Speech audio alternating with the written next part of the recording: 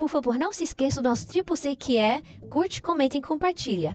Quem não for inscrito, por favor, se inscreva. Isso ajuda muito no engajamento do canal e o crescimento do canal. Dê sugestões de vídeos que a gente possa trazer. Obrigado a todos, ficaram até o final e até a próxima. O capítulo 22 do Evangelho de Lucas. E eu, quando me deparei com esse capítulo, percebi algumas lições e quero rapidamente compartilhar. A primeira lição é que Jesus está no auge do seu ministério. Logo no capítulo 22, ou melhor, no capítulo 21, versículo 37 e 38, diz: e de dia ensinava no templo, e à noite, saindo, ficava no monte chamado das Oliveiras. E todo o povo ia ter com ele no templo de manhã cedo para o ouvir. Jesus estava, portanto, no auge do seu ministério.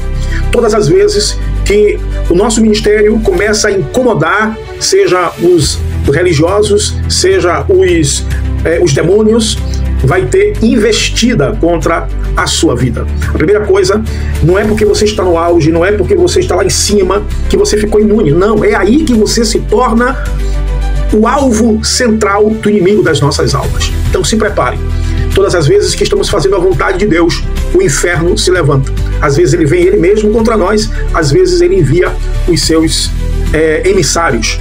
A segunda verdade que eu aprendo aqui nesse texto é que você deve tomar cuidado, porque o inimigo, ele tem suas estratégias, e a estratégia mais poderosa do inimigo é se utilizar das pessoas que estão ao seu redor, de alguém que não dê lugar ao Espírito de Deus, de alguém que não esteja vigiando. A estratégia de Satanás é minar o seu ministério, é minar a sua igreja, é minar o seu terreno, é tentar lhe desestruturar.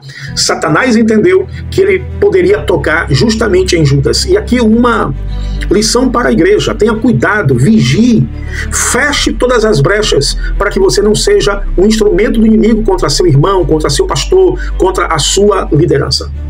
Perceba o nível do ataque de Satanás. Eu disse que, em segundo lugar, ele pode penetrar o seu terreno, ele pode penetrar as pessoas que estão perto de você. E ele pode penetrar as pessoas da alta confiança. E ele transforma Judas de um seguidor para um grande estrategista na arte de derrubar o Senhor Jesus. E aí você vai se surpreender quando aquela pessoa que você menos imagina se transforma no expert em derrubar, em querer investir contra a sua vida. Judas se tornou tão estrategista que a Bíblia diz, no capítulo 22, versículo 4, que ele foi e falou com os principais dos sacerdotes e com os capitães de como lhe entregaria, os quais se alegraram e convieram em lhe dar dinheiro. E ele concordou e buscava oportunidade para lhe entregar sem alvoroço. Veja como o inimigo é: vamos na surdina, vamos pegar ele de forma que as pessoas nem percebam, que nem ele mesmo perceba que ele foi traído e consequentemente preso. Tenha muito cuidado com o ataque de Satanás. Ele é estrategista, ele é extremamente inteligente. Mas a Bíblia diz: graças a Deus que nos dá a vitória por intermédio de nosso Senhor Jesus Cristo. Eu declaro sobre a sua vida a vitória sobre o inimigo da sua alma. Isto é, se você continuar em vigilância como esteve o Senhor Jesus. E em último lugar, perceba que Jesus sabia que existia um traidor. Jesus sabia da estratégia de Satanás, mas isso não impediu Jesus de continuar o seu ministério, de continuar no seu projeto. Veja o que diz no versículo 7 do capítulo 22. Chegou, porém, o dia da festa dos pães ázimos, em que importava sacrificar a Páscoa. Foi o que Jesus fez? Versículo 8. E mandou a Pedro e a João, dizendo: ide, preparai-vos a Páscoa para que a comamos. Jesus celebrou a Páscoa normalmente, Jesus seguiu como seu plano. Não pare diante das investidas de Satanás. Siga o plano que Deus estabeleceu para a sua própria vida.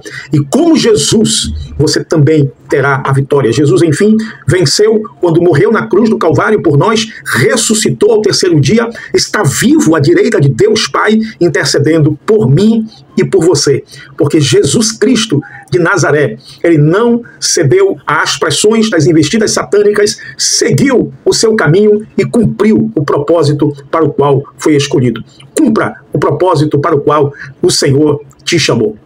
Deus te abençoe, e eu declaro, como servo de Deus, debaixo da graça e da unção do Espírito Santo, que a nossa igreja será vitoriosa contra as artimanhas de Satanás, e avançaremos na pregação do Evangelho, ganhando almas, discipulando, preparando gente para o serviço na casa do Senhor.